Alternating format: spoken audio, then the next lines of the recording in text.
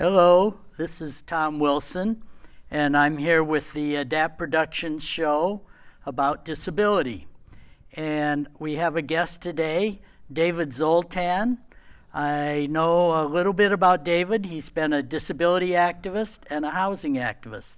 Today we're going to talk about his work on the legislation that's pending in Illinois this spring and how it affects the disability community.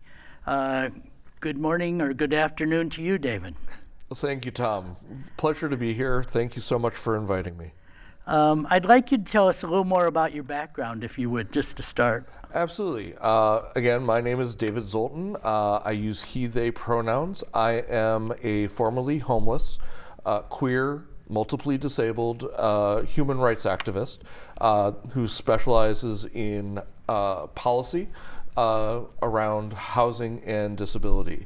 I actually came from a background before that in healthcare, so I kind of, do a whole lot of different things. But my entire perspective on how we approach all of this work that we do to make sure that we are creating a society that's based in compassion and care is to make sure that we are uplifting the human and civil rights of all the people to be the first goal of government. And that I approach that through a disability justice lens as much as possible. So that is the bulk of my work. I do that by writing policy. I do that also by going and being a citizen lobbyist, if you will. I'm not paid to do any of this work, but I go out and I talk to legislators and to other decision makers out there and tell them, hey, we've got a lot of work to do, and I try to show them the right way. In my working life, I was a registered lobbyist for a while, but before that I was clearly a citizen lobbyist, and I think the main thing was I really enjoyed organizing people to go and talk to their legislators in Springfield. Absolutely. If we could get anything across, Tom, being able to communicate to our legislators, to all the people in government who work for us, being able to state what it is that we want is so important. I have been told by legislators themselves that even when they are on the right side of an issue, it's so important for them to hear from you and I and all of us out there. They want that support. They want that support. They need to know when they're doing the right thing. They need to know when they're doing the wrong thing. They want to hear from us. And I really encourage everybody to, be sure that you have their numbers on your phone or their websites bookmarked on your computer. However it is that is best for you to communicate with them, make sure that you're reaching out and that they hear from you. Okay. To start with, I want to kind of put what's happening in Illinois in the context of what's also happening nationally. Yeah. I mean, Illinois is clearly is a blue state and much more progressive than some other parts of the country. Could you address that to some extent? Well, nobody's going to be immune from the attacks that we're seeing from the federal government. Not us here in Illinois, and not the people who are in red states or anywhere in the country. People are hurting, and they're going to continue to hurt. We see what's happened with the tariffs. We see what's happening with immigration. We see what's happening in so many different areas. The queer community is under deep attack right now, and we see all these attacks on DEI. And we see how that has affected all sorts of things, from the fact that we had our first airplane crash in, I think it was over 20 years under the Trump administration because of the cuts that he was doing under DEI.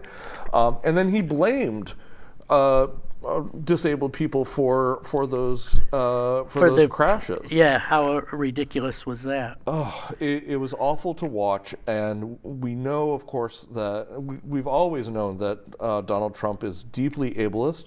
We saw how he was mocking the disabled reporter in his first term election. Yeah, we've seen that he does not value the work that any of us do, or even our lives in general. Right. And under attack right now, we see so many things that are going to affect disabled people, and that's what brought about the work that I'm doing right now in Springfield. Yeah. At the day after the election, I stopped everything else I was doing. I had been working on really important work in housing. Right. I had been looking at things that we could be doing in the future to really like change the landscape for housing in different ways. And I put all of that aside because I said the first thing that we need to do is make sure that we can survive to the day when we can actually fight for those things. Can you address the trigger law that we have in Illinois that if they cut Medicaid, the federal level is a threat to all people on Medicaid here in Illinois? The ACA, also known as Obamacare, has been under attack from the moment it was passed in 2010. And that was the work I was doing back then on healthcare, was around the Obamacare and letting people know how it affected people with disabilities. Mm-hmm. I was doing the press circuit and speaking with everybody from former Governor Quinn to Representative Jan Schakowsky, Senator Durbin, and they were asking me to come aboard on these press circuits and mm-hmm. say, you know, how this was affecting me, and it had deeply affected me, of course. I had been without health insurance for 2 whole years as a diabetic before Obamacare passed. Yeah, that's a dangerous situation to be in. Deeply dangerous. I was in the emergency room multiple times because I did not have insulin. Mm-hmm. And that was a story that was really compelling to folks, and it helped to help people see, you know, that Obamacare was going to have immediate effects that were going to help people. And now we see how integrated it is in our society. We knew that was going to happen. Yeah, Medicaid now covers over 80 million people, and a large number of those people came in through the ACA. Exactly. Now, part of that, a big part of that, including the portion that I was just talking about, is funded in large part by the federal government. Unlike regular Medicaid, where there's more or less a 50-50 match, yeah. Yeah, I think it's depending 60-40 on the state. Or there's a little bit of variability in there, but it's a more even match, like you said.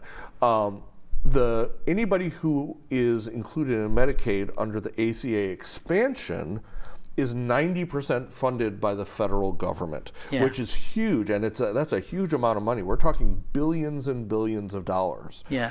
And if that money is cut, if it's touched in any way, and if it drops below that 90% threshold here in the state of Illinois, along with, I believe it's 18 other states, there's a trigger law that says if it drops below that amount, all those people are going to lose their health care. Yeah. And that's going to be millions of people. And yeah, that's all scary. Horrible. We already have way too many uninsured.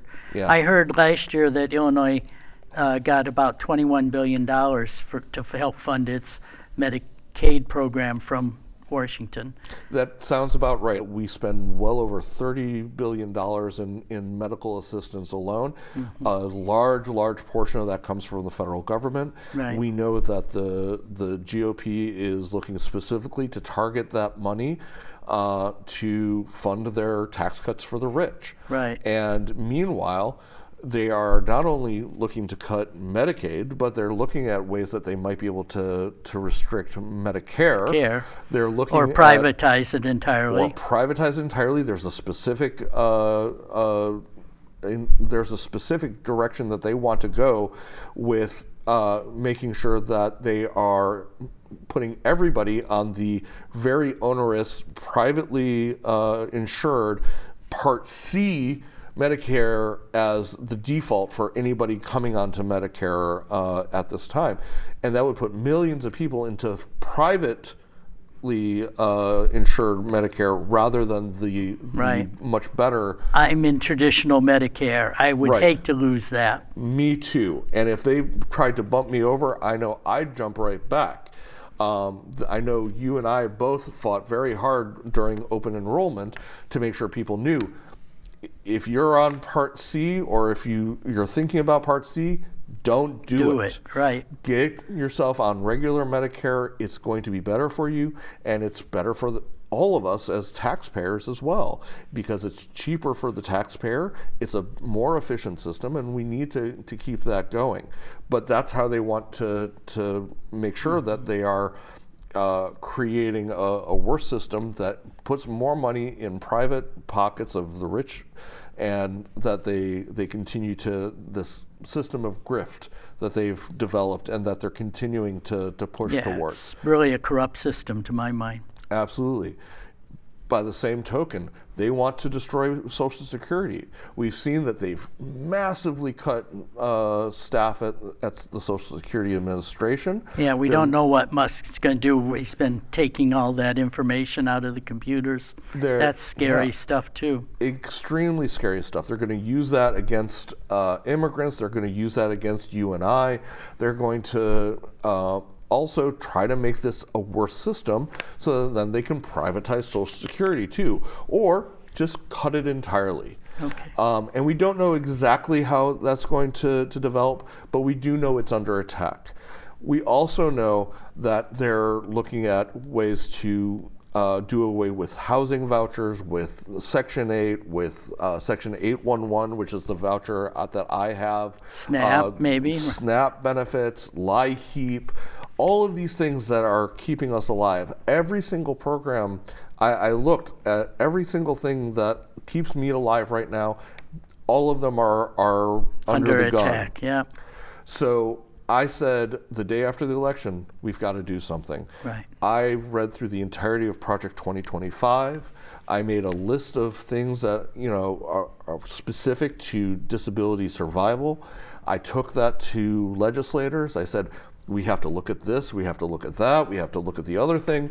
This is what they're saying that they're going to do. Right. And we've seen how much of that has actually come to fruition, and sometimes even more. So that was step one. Step two has been take a look at all the bills that were actually introduced, some of them that we've proposed, some of them that were introduced on their own, and some of them that we've even written. Yeah. I have bills that I've written that are still active and alive in Springfield, and that I'm certainly working as hard as I can on. Right. And there are things that Access Living is working on. There are things that Shriver Center is working on. There are other community groups throughout the state that they're working very hard to make sure happen. And there are some good bills still in play.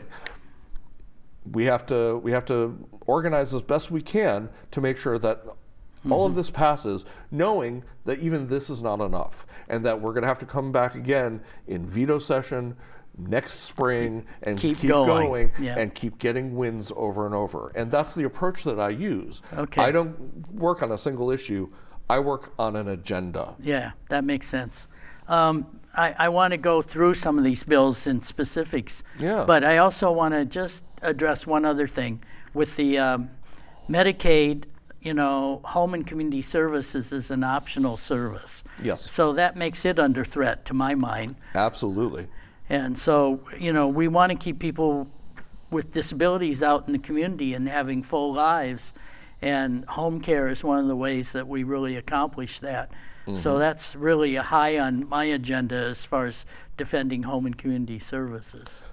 Absolutely, and it's high on my list as well. In fact, one of the bills that I've been working on, first, myself and Senator Graciela Guzman, who was just elected into the Senate in the 20th district. Yeah, I've heard good things about her. She's doing some great work, and she has made disability a specific focus of her work in Springfield. Mm-hmm. And I, in fact, helped her write her policy platform when she was running for office. So I've been very grateful to have her ear and to have her support. And mm-hmm. one of the things we introduced was a wage bill to make sure that people who are providing our services for home and community-based care are being paid properly, that they're getting a living wage.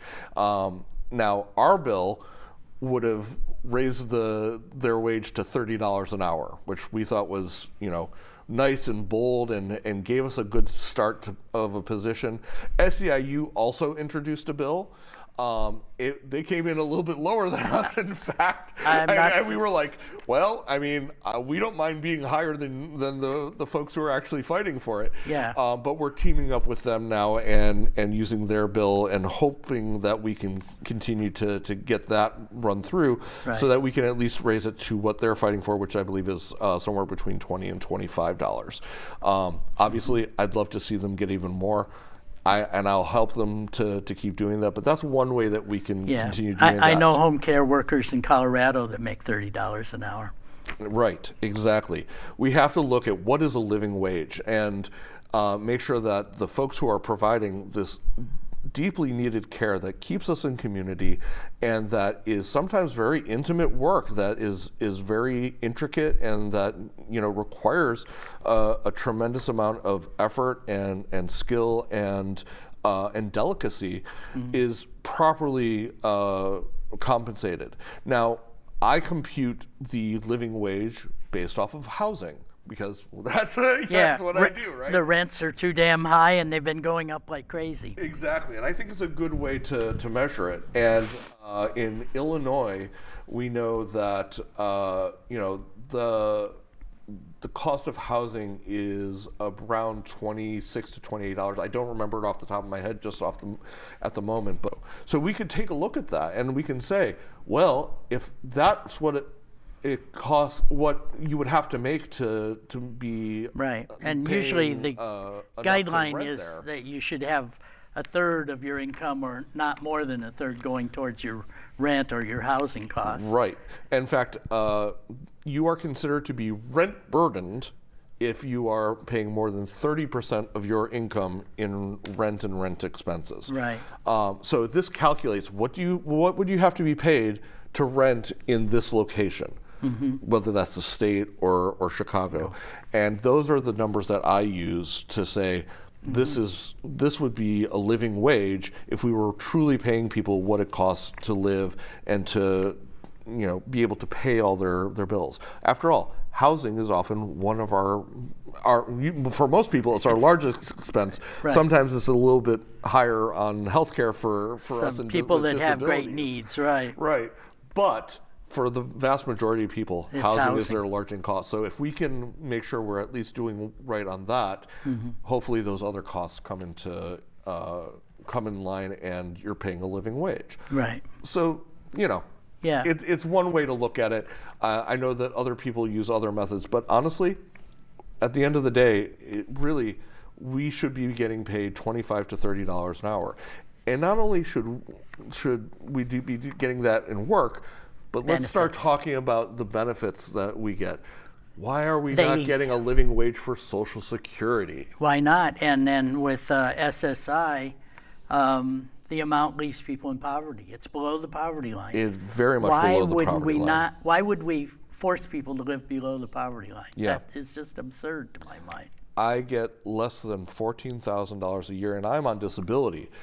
People who are on SSI get even less than I do. That's right. And I can barely squeak by if I don't pay my electric bill, and I hope that LIHEAP will cover me if things go wrong.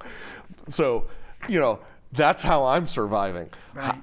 People who are only getting SSI, man, we really need to figure out something better. Yeah. One of the bills that Senator Guzman has introduced that I'm very excited about, and that we've talked about expanding to include folks with disabilities, is her guaranteed income bill. We've seen that program has done really, really well here in Chicago. Unfortunately, it was cut in the last budget because of all these budget problems. We're going to have to fight to get that back. The county version was also well received and has been researched that showed that people's lives were greatly improved.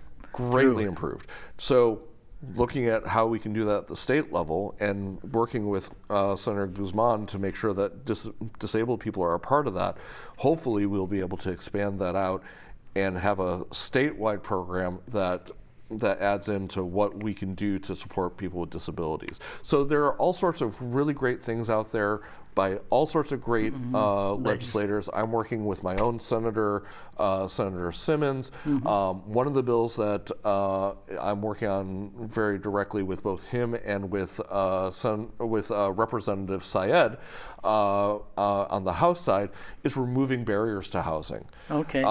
This is a really important bill that will get rid of so-called junk fees that are out there. That includes limiting what landlords can charge for application fee, getting rid of move-in fees entirely so that you aren't just paying anywhere from a few $100s to 2 months rent, I've heard even, being charged, that you just hand over to the landlord and they just keep it in their pocket as opposed to a security deposit, which they have to They're supposed to invest it with interest, I thought. That's how a security city. deposit works. Right. But move-in fees up until now have been completely unregulated. Oh. And so these landlords can charge whatever they want. So we're going to get rid of that, and we're going to limit how much you can be charged for a late fee, which is also deeply important because if that's not necessarily a barrier to getting into housing, but it's a barrier to keeping housing. Right. If you're already having financial troubles and you're late on your rent,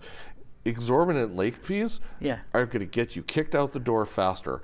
Also, it's just bad policy because if we're allowing landlords to charge these exorbitant fees because you're late on your rent, if the state comes in with a program that says, we're going to help you with rental assistance to help you pay it, to keep you in your house or in your apartment, then that's more money the state has to pay out to keep you in there. Well, I would think it's bad for landlords if there's a huge turnover all the time and people being, forced out.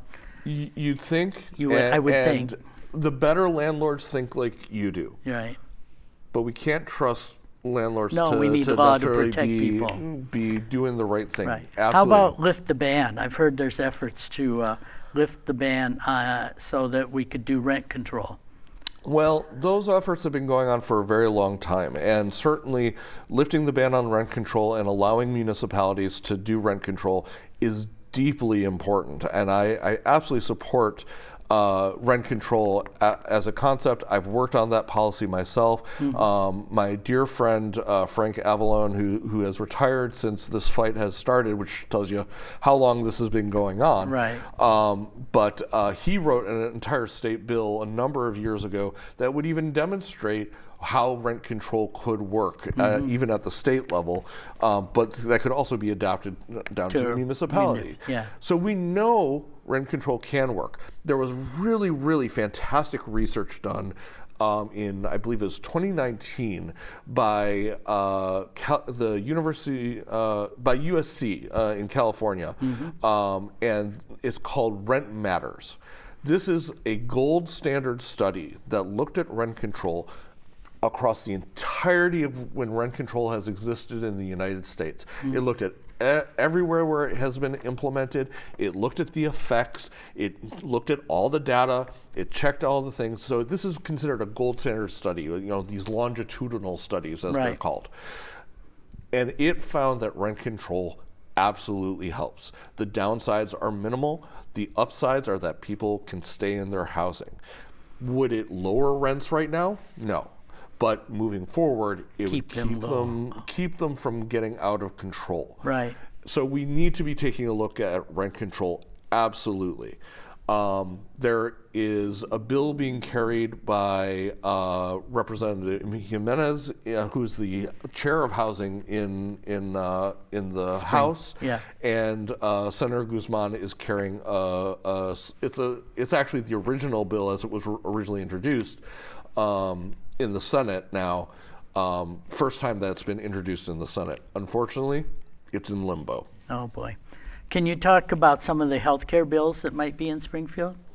There are some really good ones, all the way from something as simple, there's actually a bill right now that would cover vitamins, which right now isn't being covered. So a little bit smaller, but important. And, Okay. and you know, especially for us in the disability community, oftentimes those are expenses. These would be prescription vitamins, right? These would be prescription vitamins. So right now, your doctor can tell you, well, I want you to take vitamin B, whichever vitamin B is appropriate, right? Right, but vitamins aren't always cheap at the pharmacy. They're not, and you're buying them over the counter. They're not covered by your Medicaid or what have you. So it's another expense out of your pocket.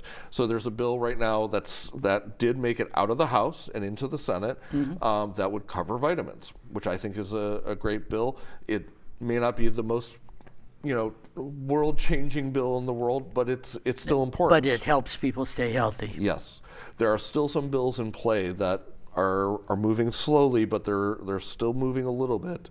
That would reduce the amount of prior authorizations that we have to deal with. I think those are going to be game changers. Insurance companies should be eliminated, to my mind, because when they ban somebody from the health care they need, they're either harming them or killing them.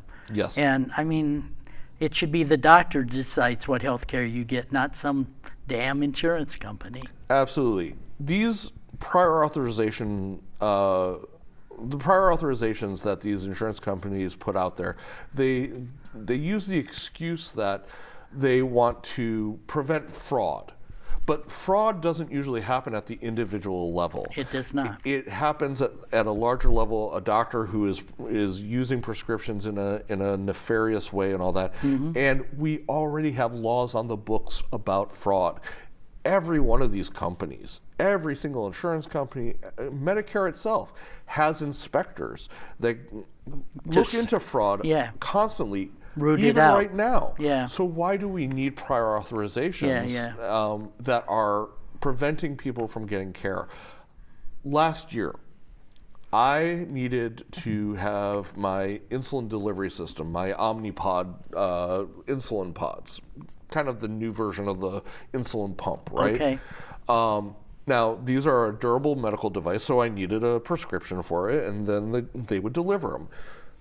My insurance company said no. And I had to fight all the way up, one after the other, appeal, until finally I had to go before a Medicare judge 4 months later.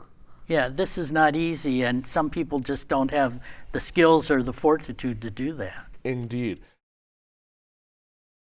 And that was 4 months that I had to be paying out of pocket to keep myself alive. Tom, we need to cut those off. Yeah. And then beyond even those kinds of reforms, there's universal health care. We're not going to be able to do it this year, but next year, I guarantee you there's going to be a big push to do it. And I'm looking forward to working with the entire disability community to fight for universal health care so we all get covered. We have a universal system here in Illinois, at least, that can then become a model for the entire country as well. And that will help us push towards eventually getting Medicare for all. So there's a lot of really great stuff that's being done. And I really hope that we continue to work towards that. Okay, I'd like to thank you for all the lobbying you're doing in Springfield and the policy work. And, I hope that we can educate people about that so that more people will talk to their legislators. Yes. And I really appreciate having you on today. Is there anything, final words you want to say to our audience? Never stop fighting. There you go. Thank you very much, David. It was a good pleasure to have you here. Thank you, Tom.